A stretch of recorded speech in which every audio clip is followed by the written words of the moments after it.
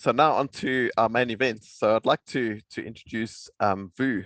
So when you look at the startups in Australia, there's so few that can claim the success that Go1 has been able to achieve, and amazing growth over a really short space of time. So started as a web development company, and then in as recently as 2015, was accepted into the Y Combinator accelerator, and that's really spurred growth across the whole world. And it's probably more than the last figure I had was around $3 billion market cap. So that's a massive growth in that for a company that really started and is in Logan, so just down the road from us. And so few people realize that we have such success on our doorstep right here. And I think you guys might be turning Logan into the Silicon Valley of Brisbane. So that's really exciting. And I did some work with Go1 a couple of years ago, and I found that you have so much energy and growth, especially in the area of the company that I was working in, where we were experimenting with different things, that I thought it would be really a treat to get Vu to come along and to talk to us about how Go1 as a company has really been able to achieve great market success, and how they've really got agility at their core from a mindset point of view. So I'd like to hand over to Vu, and thank you so much for coming and speaking to us today.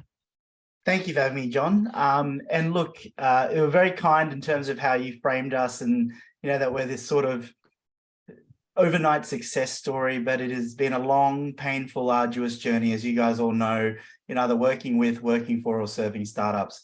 Now, I can also see here, I need to call out Tony Tully, who's also on this call, an awesome human being. And I would have said this even if Tony wasn't here. Easily one of the most favorite people that I got to work with during his time at Go1. For me, at the end of the day, Tony, you joined us back in 2018. So you've seen a lot of this stuff at the coalface. So please save the questions for the end that Tony's going to ask me to badger me with, because I know he's going to put me on the spot. So I'm going to ask Tony to hold back till then. But I just wanted to thank John and the team for giving me the opportunity to be able to speak today. As John mentioned, I'm Vu. I'm one of the co-founders of Go1. There are 4 of us. I like to always kick off by telling people, and anytime I speak, I always talk about the fact that I have the best job in the world. And why do I say that? I say that because I get to run a company with my best mates.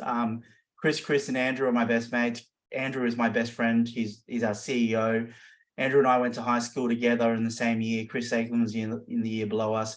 And then after high school, when we started a web company, Chris Hood joined us as one of the technical people in our team and became our CTO. But what a lot of people, if you read the papers and you look at kind of what's happened with Go1, a lot of people will tell you we started in 2015. We went through an accelerator called Y Combinator. We kind of haven't looked back since. But as John mentioned at the start, we actually started our first business 17 years ago when we were in high school. And we started as a web design company, as any tech company does when your kids building websites for local businesses. So given that we're here in Brisbane, when we were 16, 17, when all kids were getting jobs at Woolies or Coles or Macca's, Andrew and I used to go door to door up and down Old Cleveland Road and Wynnum Road selling websites to businesses. We didn't know what no hawkers meant, so we'd go into shops and then get chased out and yelled at and all these different things. And if anyone here has ever sold door to door before, you'd know that you never want to do it again. But I'm sharing that with you because when I spoke to John and he asked me to speak to you all tonight, I said, mate, I've got no authority to be able to speak about Agile. And he said, mate, you've lived it. You've lived it through what you've done in building the companies and doing what you do. And so what I wanted to do tonight was share with you, I guess, the story of the journey that we've been on. So I've got nothing didactic. I've not got no tips and tricks to share. All I've got is the lived experience that I can share with you, and hopefully some questions that you guys will ask at the end as well. So I might kick off by saying, I guess, what it is that Go1 does. So the easiest way to think about us is we are an aggregator of online learning, online training, and we do this in a B2B context. So we take training from providers all over the world, all over Australia and all over the world, put it into one place and make it available to our customers, which is in the B2B sense, businesses usually with about 500 plus staff through to corporates with thousands or tens of thousands of staff. We take all that training, we aggregate it, and we put it into a single subscription that we provide to customers to use and consume in their own systems, their learning management systems, or even their HRIS systems, or even things like Microsoft Teams and Slack. So it's about trying to take learning and make it available to customers where they are, to learners, employees where they are. So we're a B2B SaaS company. There's lots of them out there. They're a dime a dozen. But what we've been really lucky with is that we're one of the only ones out there that actually aggregate learning. So we've got over 100,000 learning items or courses, and we don't create a single one of them. Like Spotify, we aggregate it all together and put it into the one place. And when we sat down, people, and I think this group will understand it more than anyone else. I always get asked by journalists or people that I talk to all these talks, and they go, well, when did you have that big idea? When did you sort of decide that learning was it? And being a subscription aggregator, as we sometimes describe ourselves as it.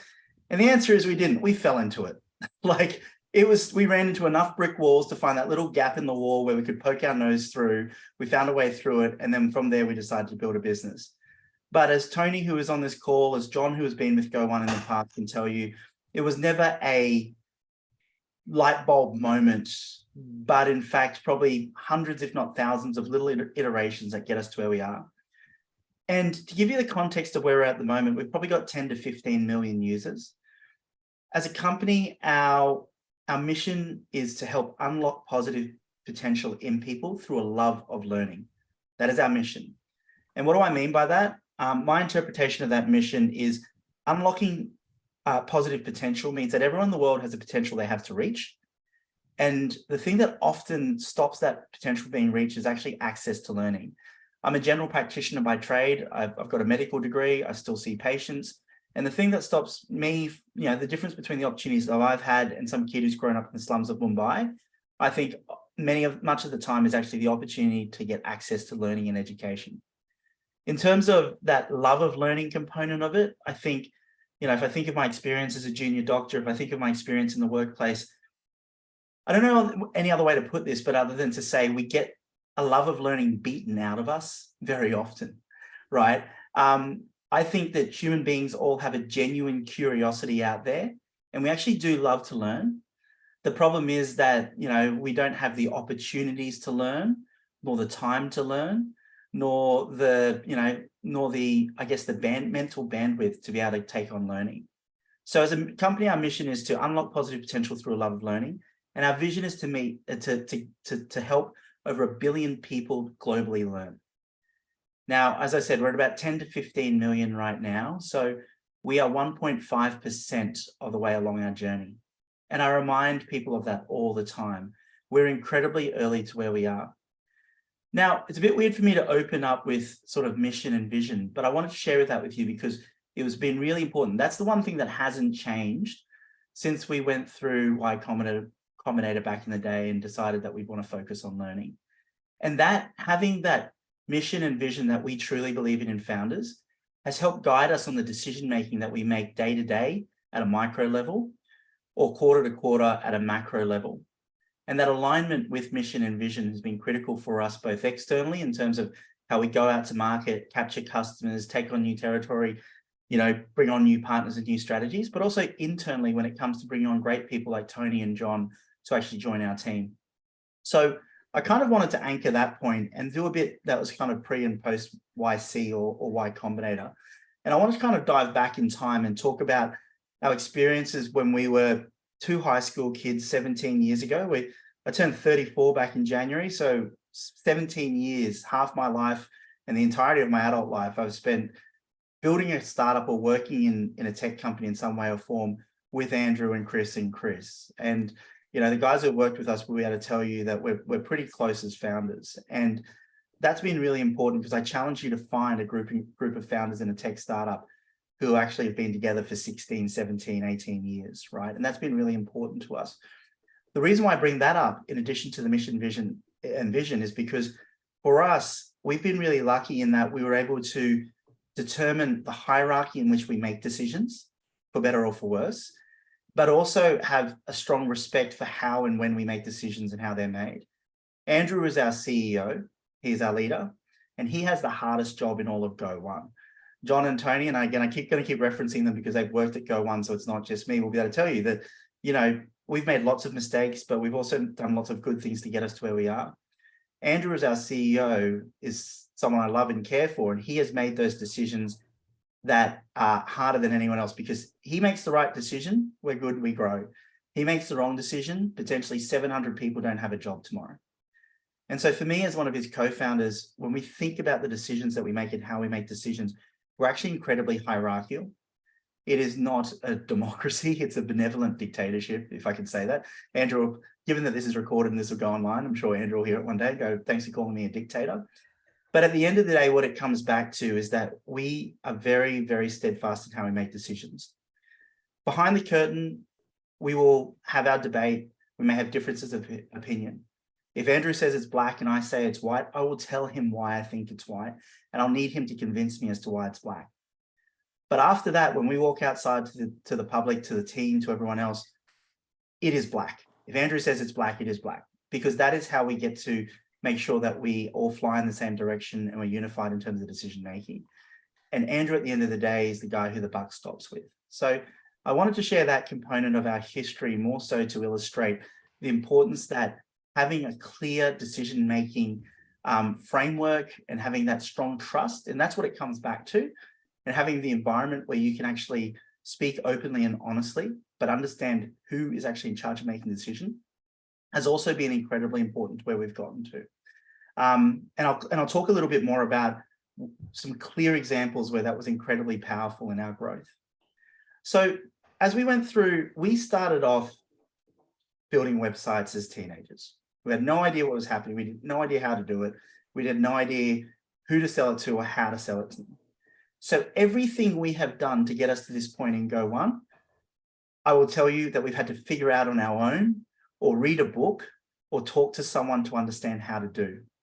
There has been no playbook that says, this is how you build a billion-dollar company in the education technology space from the great city of Logan, right? So what I'm trying to say to you is that we've really, had to iterate on an almost daily basis from the early stages all the way through today, because we have learned from everything from trial and error, hypothesis testing, formulating, trusting our our gut instinct, through to getting all the advice in the world and synthesizing that down to what we think could work and what doesn't work.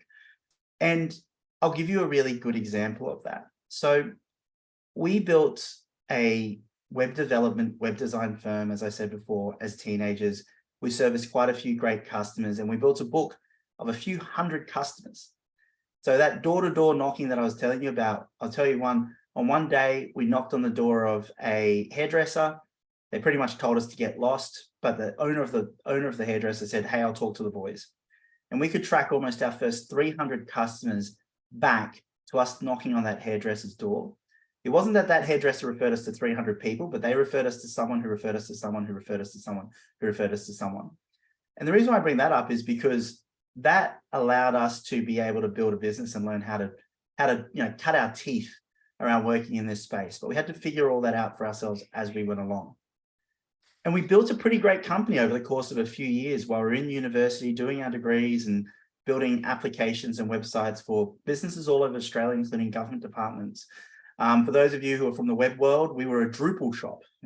Not many people know Drupal CMS at the moment, but that is what we did. And we built lots of Drupal websites for people. And we built a really great professional services company. And we got to the point where we had about a dozen, maybe even 15 staff. And Andrew turned around and he said, we need to switch. We need to get rid of this entire business and focus on something different. Now I'm sitting there going, dude, we've just spent years building this thing. We're finally getting it into a point where it's not losing money and we're not working on weekends. And you're telling me we've got to get rid of it. Now, this was around about 2012, 2013. And those of you who, were working in this sort of space would know that the GFC didn't hit us in 2009 or 2010. Kind of hit us a little bit later because we were protected somewhat. And suddenly around about 12, 13, 14, people actually started pulling back their spending on tech, on infrastructure, on websites, that sort of stuff. And we as a business, a small business, actually started to feel it. And it was then that Andrew actually turned around and he said, we don't own our product. Our product is an open source CMS. We are a services-based company, which means that we are fighting tooth and nail every single month or every single week for the check that is going to pay our bills the following week or month. And at the end of the day, we aren't building anything that we could hang our hat on and actually say, this is something that I'm really proud that we've built and put together. We're just building websites for people. And as kind of, you know, for me at the time, I was sitting there, I'm a simple-minded person. I looked at it and I thought, well, why would we want to, like, why do we want to give up what we've invested years of our lives building, right? But again, Andrew sees things that the rest of us didn't see. And so he said, look, we need to focus on building something that is ours, a product that is ours, on something that we truly care about. And one of the things that we had built at the time was actually a financial literacy training program for National Australia Bank. And we loved that project. It lost us money, right? It was a terrible financial project for us. We didn't make any money, we lost money on it, but it was something we loved and it was something we really enjoyed. And it was something that we thought to ourselves, we did more of that, I'd be super happy if only I could make money. And so we went through 2014, we went through an incredibly challenging time where we actually decided, you know, and I hate using the word because it was used so much throughout COVID, but we actually went on a really hard pivot and we decided to change our business, jettison a business that by that stage we'd spent 6 or 7 years building, and really go back to square one. So we went through Y Combinator, we went through it with a business like with nothing pretty much. And what we went through YC with was a pitch for a product, which was what's called an LMS or learning management system. And somewhere floating around Google or YouTube is our 2.5-minute pitch on demo day after going through their accelerator. And those of you who don't know what YC is, Y Combinator is an accelerator. It's the original accelerator. It's based over in Mountain View in Silicon Valley. Dropbox, Airbnb, Stripe, all those companies have come out of YC. They're YC companies. And I'll tell you, the experience of YC is nothing special outside of the fact that it's like going to this weird elite selective school where the bar is incredibly high, where you don't want to be that, you know, you don't want to be the worst in the class. Like, you're sitting around, I've never felt more inferior than being in Y Combinator, where these amazing founders. And what that did is it made us pick up our game. And we suddenly said to ourselves, like, if Dropbox and Airbnb, and Stripe wasn't big at the time, but if Dropbox and Airbnb can come through here and make it and think bigger, then we should be thinking the same way, because we've got just as much of a right to be here as they do. And so that really lifted our eyeline. And it's something that I strongly encourage anyone who deals with startups to actually, especially in the early stages, to really push them to lift their eyeline and their ambition, because, you know, that's where it can have the biggest force multiplying effect. But going through Y Combinator, we pitched, you know, you go through this 3-month program and then you pitch to a room, I think it was like $500 billion worth of investors. Pretty much every single investor comes to demo day and watches YC companies pitch and pretty much try and invest in them. And so what Andrew got up on stage and pitched for his 2-minute pitch was Go1, the learning management system, or LMS. And we thought we were geniuses for building an LMS, until we realized a month or so later that there's actually 600 learning management systems out there and that they are highly commoditized and a dime a dozen. Not to mention the fact that there are some bloody good ones out there that we would not be able to build and match. And so partway through our journey, of probably a year or two later, you know, Andrew turned around and he said, we can't do LMS. We need to be focusing on something different. And I thought, okay, but we've just pivoted our entire business over, like, you know, a business that we'd spent years building, pivoted it towards learning, went through Y Combinator, pitched an LMS, raised money off the back of an LMS. And now what you're going to say to me is that we need to change our business again. And pretty much what he said was, yep, we do.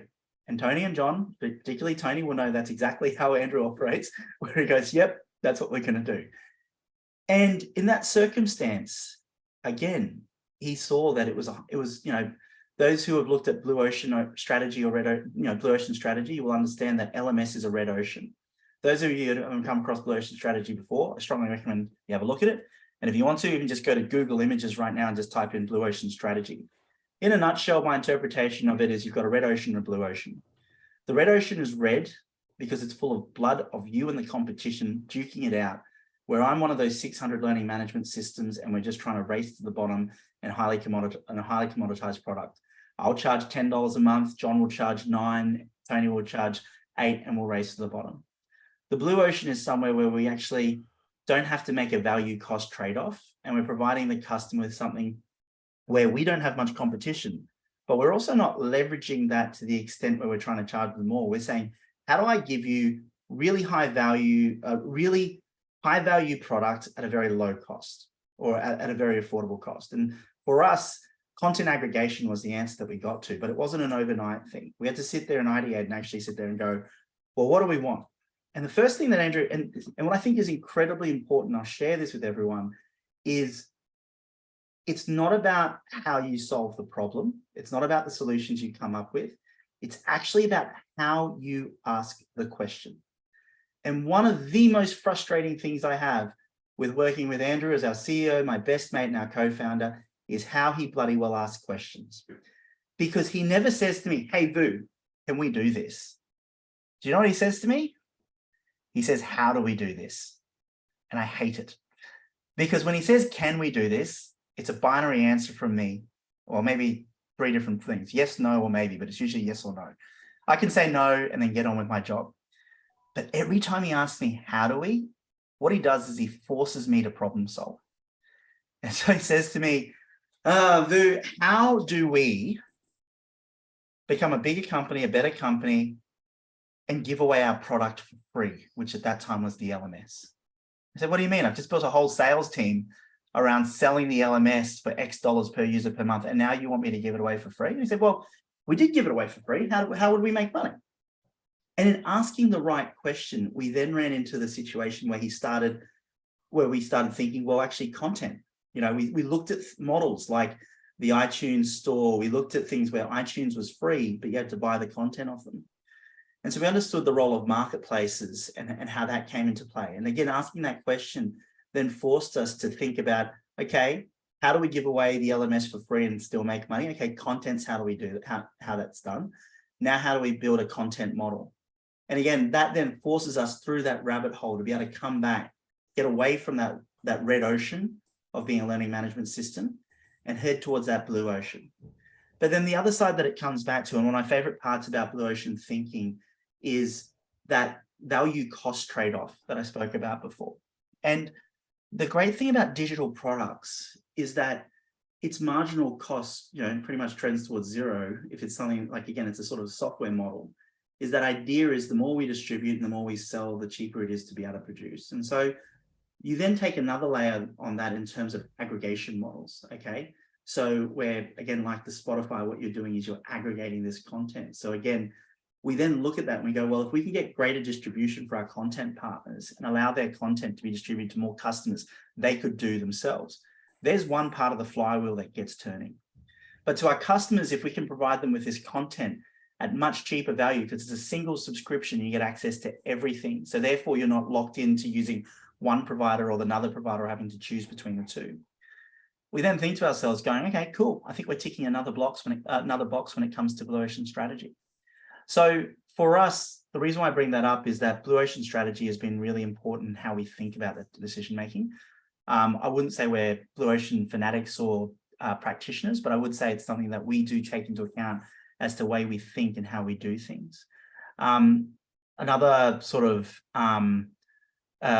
book that we really love is the old 7 Habits of Highly Effective People, which again is one of my favorite books in the whole world, because one of the things that I love to be able to think about that is the principle of things like first things first. So again, when it comes to prioritization, because it's so easy, I look at the back of Craig's background there with all that post-it notes, and I sometimes think to myself, that looks so bloody organized, but I also get a bit of PTSD because I think of all the shit that needs to get done. And so the principle of first things first comes into play. And then I think of other things like circle of concern and circle of influence. What should I actually be caring about that I can get done, and waste my energy on things I can do, rather than waste my energy on things that I can't do anything about or can't change. So I share that with you because a lot of that influenced how we went around making that decision to transition from not just the pain of being a professional services company to then focusing on building a product and learning. But then after we built a product and learning, to actually go, how do we move away from that pain of being in the red ocean to being in the blue ocean? And that was the stage where asking the question was really important, and making sure we thought about why we were doing it, and how we were going to do that. And again, that's still aligned with mission and vision, which I spoke about before. But it was that ability to then go that step deeper and making sure that we were asking the right question as to how we solve these different things. So one of the things that was mentioned earlier is, what do you define as a startup versus a scale up versus whatever else? And I would say to you, I still refer to Go1 as a startup, and you can look at it different ways. I think of Go1 as a startup in the sense that there are so many problems there that we need to solve, and we're not doing it in the form of a hierarchical management system with, committees left, right, and center, and trying to be able to do this in a sort of a waterfall methodology that you guys were talking about earlier. Through to the fact that we have so many flaws and we're so disorganized, and we have so many different challenges that we face because we are coming from that startup environment, that I'm not yet willing to say that we are big enough or bad enough or smart enough to say that we are a scale up. So I look at the startup sort of badge, as I'll call it, as actually something that is more of a mindset and how you want to be able to classify what you do, right? I think we are startup in terms of our lack of maturity, but I think we're also a startup in terms of our way of thinking in an agile manner, if I can use John's language, in terms of how we do things. But I don't think you can only be agile if you're a startup. I'm just more so saying we have that level of flexibility. But I'll also admit that as a company, as I said, we're about 700 staff across 30 countries globally now. So it's not a small footprint. It is virtually impossible to be as agile as I want us to be, but also to be the same company we were 3, 4, 5, or even 6 years ago. John, you joined us, specifically when I wanted to pursue a project, like a bunch of projects where I said, look, I want to go out there and push Go1 to entire countries and governments. And so I said, look, I just want 1 or 2 resources to go out there and test this. And so I want to share this with the group because we had a fantastic project with NTUC over in Singapore, where during COVID, we reached out to them from Australia and said, we'll offer you free training to Singaporean citizens while they're in lockdown. And we trained 200 to 250,000 Singaporeans in the case of 2 to 3 months during that period of time. And that was done with a team of 3 people. We've got an organization of over 700, but we only needed 3 to do that. And the reason why is because I could execute that no differently to if we were doing it back in 2007, when we were a startup out of a garage with three or 4 people and doing the same thing.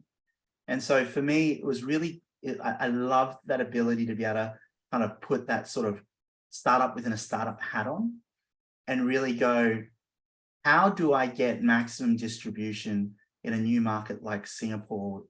Well, okay, I've got to find a great partner. I've got to do it with the smallest team, with the smallest input I possibly can, and do it in a way that is as effective as we can. And we pulled it off, and we did the same thing in Malaysia.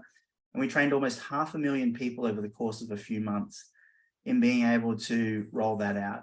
And I'm sharing that story with you, A, because John, you were involved. So I'm sure there's some questions or there's some things you can share off the back of it. But B, it also reminded me that regardless of how big we are, and actually probably despite how big we are and the resources we have, actually from small things, little things can, from small things, big things can grow. And it just reminded me, and it was a really good sort of personal reminder that we don't need to build out something massive to be able to do something great. We just need to be determined enough to be able to do it and make sure that we have the right people and we have the right motivations to do it. Because for us, we had the right motivation. It was during, if you guys all think back to COVID, incredibly challenging time for a lot of people. So we had the right motivation to do it. And I was lucky enough to bring together the right people to be able to execute on and get that rolled out. And for me to this day, it's one of the projects that I'm incredibly happy to have led and be part of, because it made a really big difference. We got to help 500,000 people upskill and learn. And the context we used was the idea of earn or learn. You can't go out there and earn money. Well, how about you learn something? And that is literally what we pushed, and that's what we did. And, when all is said and done, and if this whole thing blows up tomorrow, at least I can turn around and look at that project and go, that was something that actually was a really great project that gave me some great personal satisfaction and really, reinvigorated my purpose in terms of what I think I could do in Go1 and what we could do as a company. But I digress. As we have grown as a company, we've had to become, I say had to, we have become more structured. We have become a lot more hierarchical in terms of what we do. That organization is never, ever as flat as I'd like it to be, right? But one last thing I kind of would want to touch on before I hand back to John is I get asked a lot when it comes to culture and values. And I did want to, it's a bit of a weird thing to be able to share at an Agile meetup, but I did want to share it with you because I think it's something that's incredibly important, because this is all about being able to make sure that we have the right people with the right mindset to be able to execute in the right way. And when it comes to culture, one of the things out there for me is that culture has to evolve in an organization. So I always get founders or people in companies come to me and go, look, the culture's changed. It's not the same. It's not what it used to be, whatever it might be. And very often I say to them, look, as long as it's changed and it hasn't gone backwards, I'm really happy, because culture must evolve, right? If Go1's culture didn't change, you would see a whole bunch of 24-year-old dudes out there doing 24-year-old dude stuff, right? Culture has to evolve. And so when we think about hiring people, we shouldn't look to hire them for cultural fit. We should look to hire them for cultural contribution. How do you improve and change the culture that I have in my company for the better? Not how do you fit into it? Because we're not looking for conformity. We're not looking for, you know, that sort of monoculture sort of bias that you can often get. And I'm sure we've all worked in organizations where, or seen organizations where that occurs. But what doesn't change, what I think is incredibly important, is values. And I think this is where it's really important to differentiate between those two things. There are over 700 people across the world who work for Go1 at the moment, and I don't know all of them. In fact, I would know less of, you know, there are more people that I don't know than do know in Go1 today, unfortunately, as much as I'd like to change that. But I can almost guarantee you every single one of them that I have met and that has worked for us, most, if not all of them, share the same values as me. Because the person who hired them was probably hired by me. And so as a result of that, I know that through those lines of hiring managers, they have that we've got shared values. And what that allows us to be able to do is work towards common goals. Again, something incredibly important in being able to deliver whatever project, whatever strategy it is that we're putting in place. And I can tell you right now, and again, I'm referencing Tony, I'm referencing John again on this call. You know, I care deeply for you both, and I love you both, even though you don't work for Go1 anymore, because I know that we share the same values. And I know that I literally have a photo somewhere of a picture of Tony Tully holding a bucket and a mop that I gave him at Christmas 2018, because he'd literally get shit done, right? And he would mop that stuff up. And he used to get into the office at 6 o'clock in the morning and clean things up and get things ready before he got into work for the day, right? And with John, you know, John, we still catch up every month or two with our old APAC Gov team, because, you know, we all get along incredibly well. And that doesn't come down to the culture we had. It comes down to the values we share. And I think those shared values actually allowed us to be much more successful as a team when we were working together on the projects we worked with than would otherwise happen if we didn't share the same values. Because that allowed us to dig deeper, work harder, but also make sure that ego and misunderstanding didn't come in the way. Because I'm a firm believer that what gets in the way of a lot of projects and things being successful is actually the interpersonal relationships between people, and not so much poor strategy or poor execution. And if I can be really frank, it's usually ego and lack of understanding and poor communication between people. So on that note, I think I've yammered on long enough, John. I think I've kind of filled my quota of time, if that's all right. So I might take this opportunity to hand back to you on any questions you might have, and then I guess open up to everyone else as well. But I appreciate the opportunity to yammer on to you guys tonight. Thanks, Vu. That was incredibly inspiring, and I'm pretty sure everyone has felt like they've walked a bit of the journey that Go1 has been through. And we're still early, John. We're still early, man. I'm just going to keep saying it, like 1.5% of the way along the journey. Absolutely, and can't wait to be watching the growth of Go1 as time goes by. And so I have a couple of questions that I thought might be able to sort of pick your brains on how you tackle things, and also thank you so much for mentioning all of the bits around the work that we've done there. I think that it was a real honor to be part of the company for the time that we were there. So, and also for our involvement. So one question, I know that you mentioned creating an environment that fostered a motivated team, and I think you without using the words, I think you focused on the three key sort of autonomy, mastery, and purpose by talking about psychological safety, talking about getting the people to really own what it is that they were producing and be see themselves as part of that picture. And I think for me the key thing is around the purpose side. Is when I was working there, having that one vision that galvanized everyone, that they felt that what they did really made a big difference. So I don't know if you want to talk a little about that overall vision in terms of being able um, to be able to provide learning to everyone in the world, or at least to a certain percentage of. I mean, look, I mentioned it before. I keep it really simple. Our goal is to reach 1 billion people. It's that real impact, right? I'm a general practitioner. I'm a GP. I still practice once a week. If I was to practice general practice full time, I'd probably help 30 to 40 people a day, 200 people a week, whatever that would be, 10,000 people a year, right? Which is pretty cool to be able to say, look, I help 10,000 people a year is pretty cool in the healthcare. But John, for you and I to be able to turn around and go in a 4-week sprint, we were able to roll out training to 500,000 people across Southeast Asia is pretty freaking cool, but also very, very impactful, right? So for me, not wanting to sound arrogant, but the motivation is to be able to, provide ultimate leverage to the skills and opportunities that we have. And for me, that's about doing it at scale. And that's not to play down the impact of a GP. But the way I look at it is going, if you have the opportunity to do something at scale and you're willing to do it, and you're going to have impact much larger than kind of doing the mundane day to day, then I'd be silly not to take that opportunity. You obviously took that opportunity in doing it with us. Tony did the same as well. And I think that's the really important thing. So it's not just about talking the talk, it's about walking the walk. And I think that's really, really important. It's one thing to say we want to reach 1 billion people, but it's another thing about us making sure that we're putting the effort to get to that point and reaching it and having that impact. Because what that does do, and I know sometimes people are sick of talking about flywheels, but it is a bit of a flywheel, because the more impact we have on people, the more great people want to work with us. And the more great people want to work with us, the more impact we can have. And you can see that sort of self-fulfilling prophecy that then starts to come into play. And So having why, that you can say, which is very important. Yeah, having that connection between the vision and people seeing their contribution towards that, I think really galvanized the company in terms of people really having a sense of purpose in everything that they did. And I think that made a big difference. When you're an engineer and you're dealing with tech debt, and you're trying to deal with all the things that we did wrong in doing what we do, and I think, Anthony's heart just fell through the floor, and that he led our engineering team and had to deal with all the crap that we created.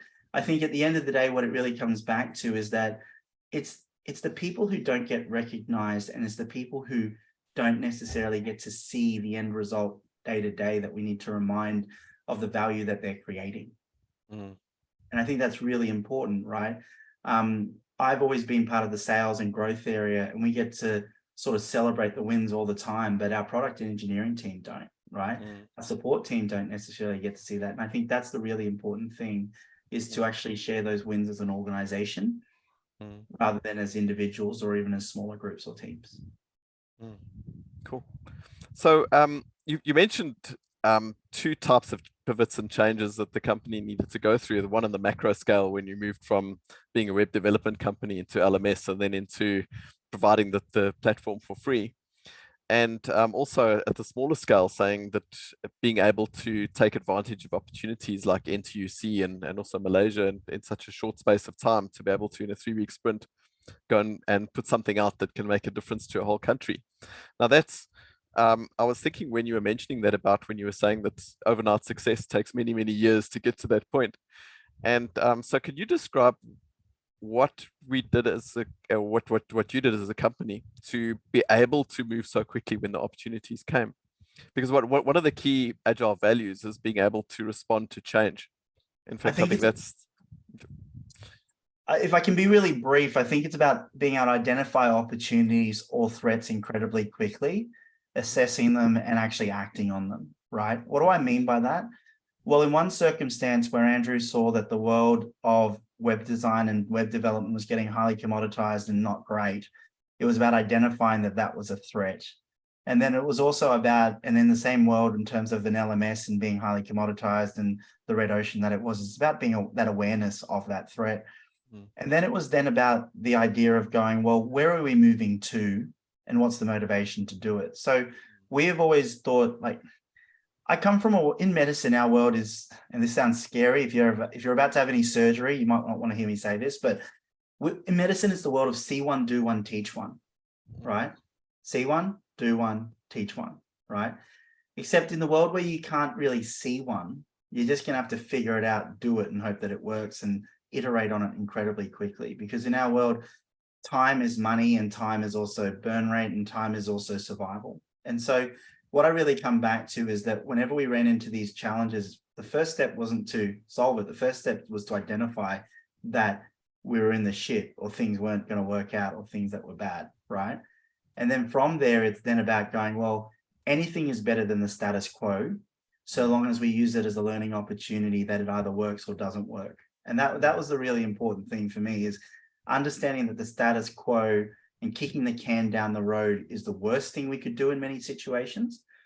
And that even if we went through an experience and it was negative, at least we learned from that experience and it added to our arsenals of what could work, what didn't work, or what may work in the future.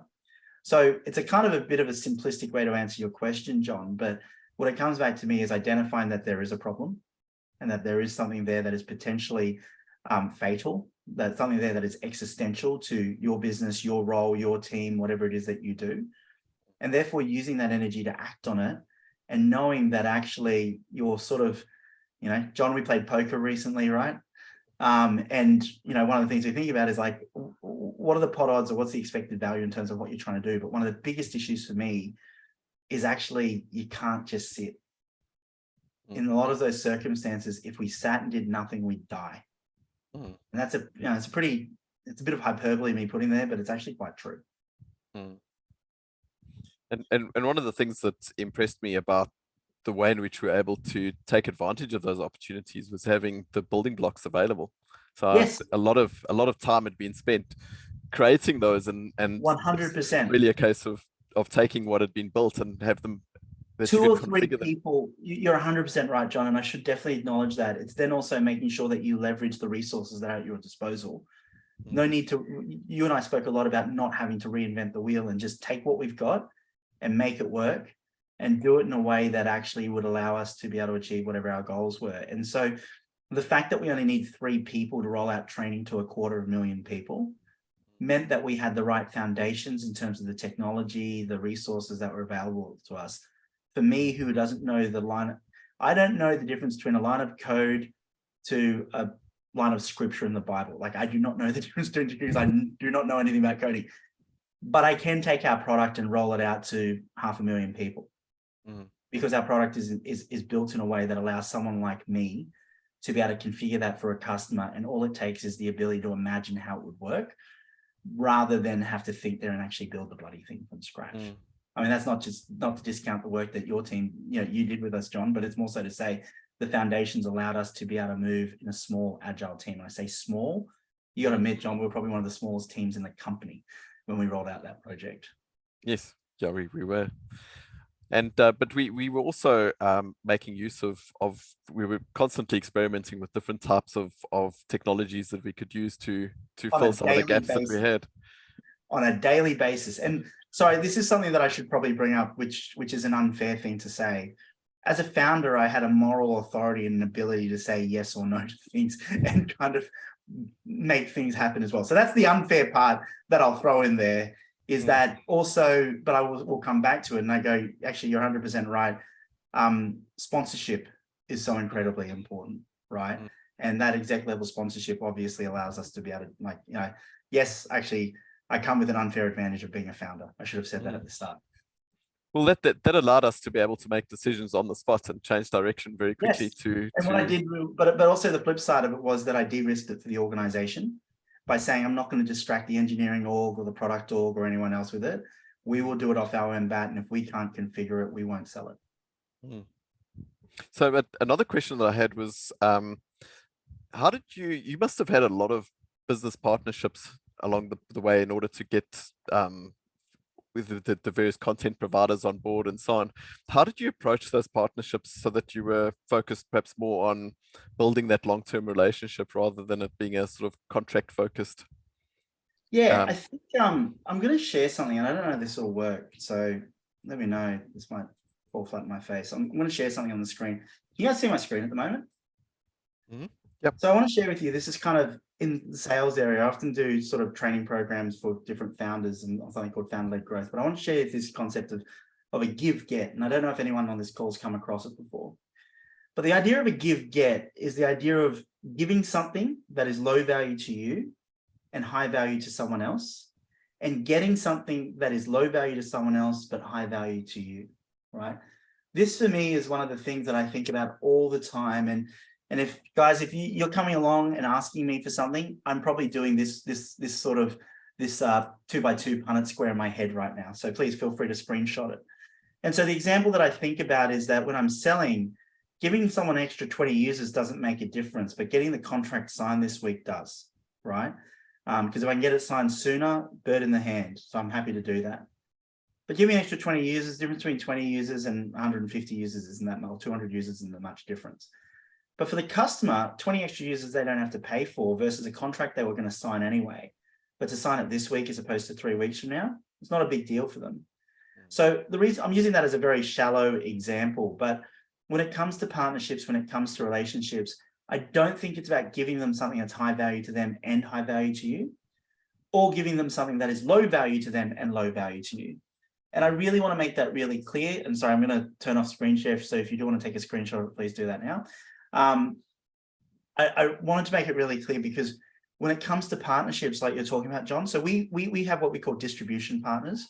So Go1 is resold by everyone from the big four, PwC, KPMG, Deloitte, EY, through to, companies like SAP or Docebo, or, you can even launch Go1 in Moodle, which is an open source learning management system. And so for us, it's always been about trying to create relationships with strong reciprocal value, but in a way where actually everyone's happy with what comes out of it, but also at the same time, it's something where we're not imposing ourselves on our partners, but our partners aren't also imposing themselves on us. So I'm speaking about this at a high level, but I always think about things when it comes to dealing with customers or dealing with partners, that give-get is incredibly important. And I don't mean low value to you in the sense you don't care about it. I mean low value to you in terms of the fact that it's not going to be something that is existential to your business, or it's something where you're actually going to have to sort of really impact your business in terms of making it work. So I do strongly believe that partnerships are a really great way to build a business, but they have to be done from the right perspective in the right way. I also think that a lot of people think they can grow their business through channels or channel sales or getting channels to be activated to resell you. And I'll say to you that no one will ever care more about your product and your business than you do. So just be wary about just assuming other people will care just as much about it as you do as well. Like, the onus is not on the partner to make the partnership work. The onus is on you to make the partnership work. The onus is on you to make the marriage work, not your partner. So I just want to throw that out there. That's a really good point. So I think it's probably a good time to go to the questions that are in the chat.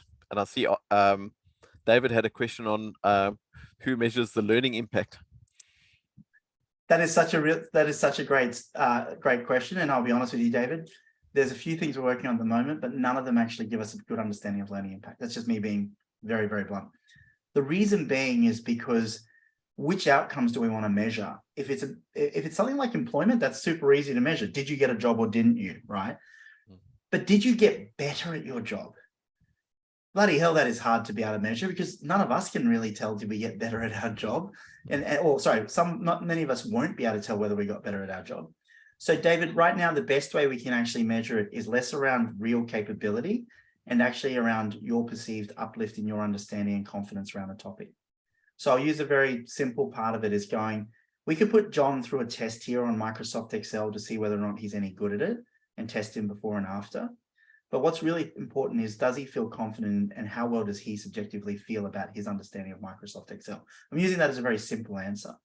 So right now we're doing what we call in some of our projects, something called assess, map, deliver. So assessing a person's competence, but also confidence on a particular topic before they do it. and then putting them through what we call a playlist. So similar to what you do with music, compile a playlist around a certain topic, and then putting them through that over a period of time, and then actually then looking at what gets delivered off the back of it. First of all, in terms of their competence and assessing that. But I think what's most important is their confidence around those topics, even though that's quite subjective. I don't have an answer for you yet, David, because it's something that we spend a lot of time and money working on. And if you do have an answer, you might have $1 billion idea just there in your head right now. Cool. Dave, does that answer your question?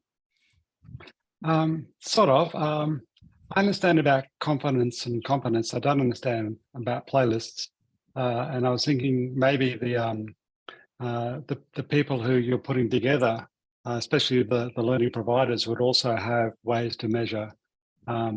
They would. The challenge we have is standardizing that, if that makes sense. So one of the things that I'll share with you here, one thing that I'm really interested in is actually how we can use things like AI and ChatGPT to be able to, or like different natural language learning models to be able to do that. Because one of the things, and I'm going off on a bit of a tangent here, but I think you might find it interesting, is that I always run into these arguments with academics where I say to them, should John here get a credential for reading a book?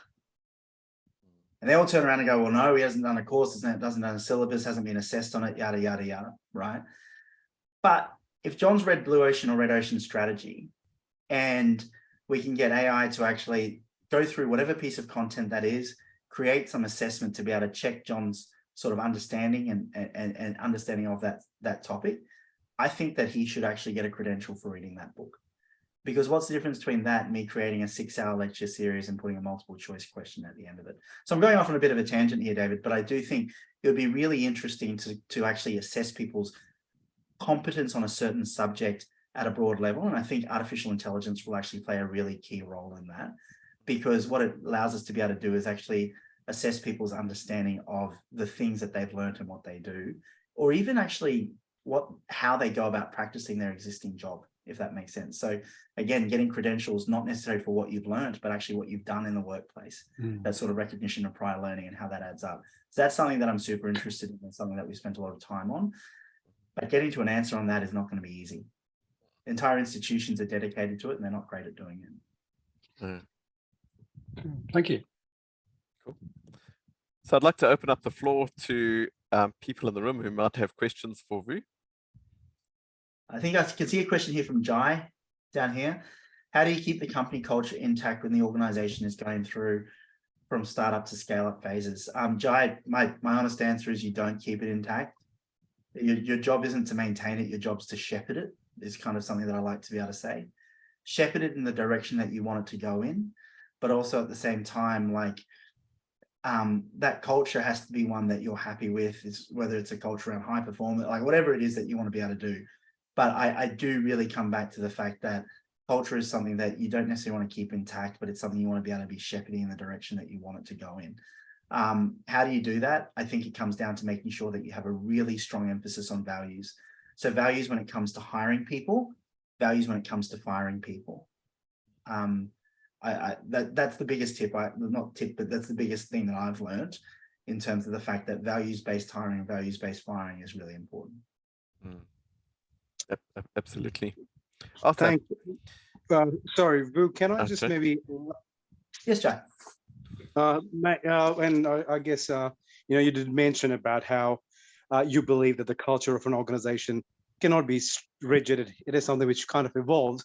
And sorry, I think I should have asked maybe in a bit more clear manner. When I refer to culture, I'm talking about, in a sense, what you're trying to do is, and you do mention about values, and a couple of those things that, your emphasis on values and culture definitely, for me, they definitely resonated with me. But and sorry if I'm being a bit selfish here, what we have struggled is we are a startup, but as and when you try to grow, what that basically opens up to is how at times, no matter how good your hiring is, and you did mention about value-based hiring, but there could be people coming through whose values are not in line with the core culture or values of the organization. And sometimes just because, you know, you need those people, or, you know, we all know about the talent crunch in Australia and whatnot. And you kind of maybe answered part of it where, you know, you did say value-based hiring and firing. But sometimes what happens is it's so easy to lose, you know, the values / culture of the organization when you're kind of going on that, you know, that hockey curve where, you know, from a small organization, you're trying to become a big one.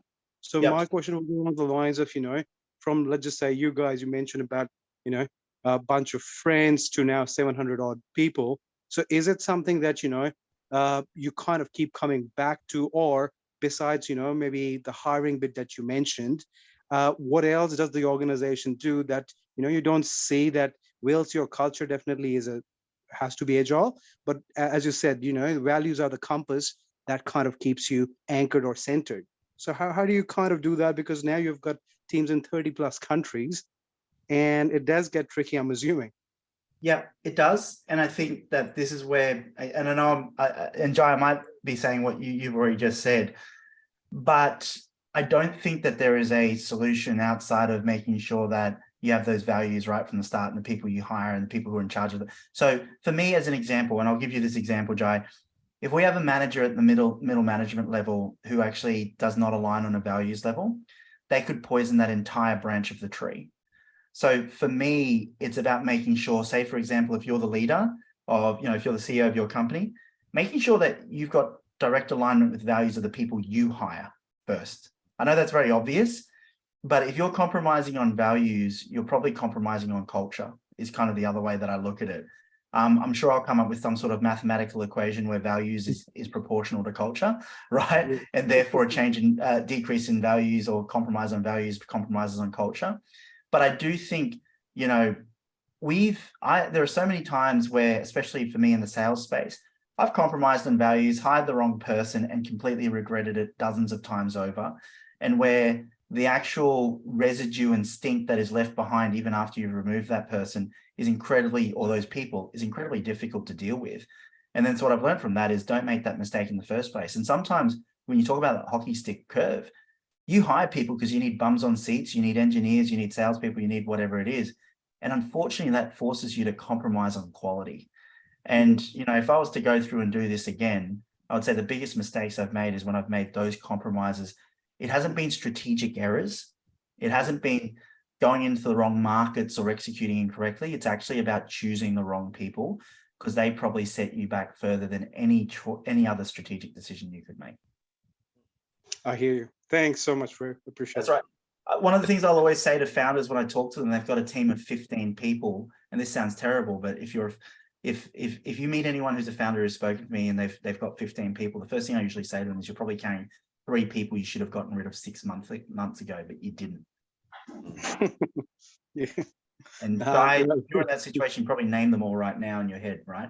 So I'm just saying that because what I'm trying to say here is it's incredibly common, and it's a trap we all fall into because we are so motivated about the end goal. We forget that the goal is not to hire people. The goal is to be able to grow a great company, build a great product, or whatever it might be. And it's those hires that actually get in our way. And I'm saying that point blank because I've lived it dozens of times over. Thanks for the honesty, Matt. I appreciate it. That's all right. All right, everyone. Thank you so much. I'd like to once again thank Vu for really a fantastically inspiring speech. That I knew that when I asked Vu that he's a master communicator, and I think we've been really privileged to have you here this evening to come and speak to us. And thank you so much for coming in and sharing with us. I've gone away with so many. Thank you. I've had so many takeaways, and I think the same is true for everyone in this room, that we really gained a lot from having you here. So thank you, and looking forward to catching up soon. Thanks, guys. Thank you. Thanks, everybody.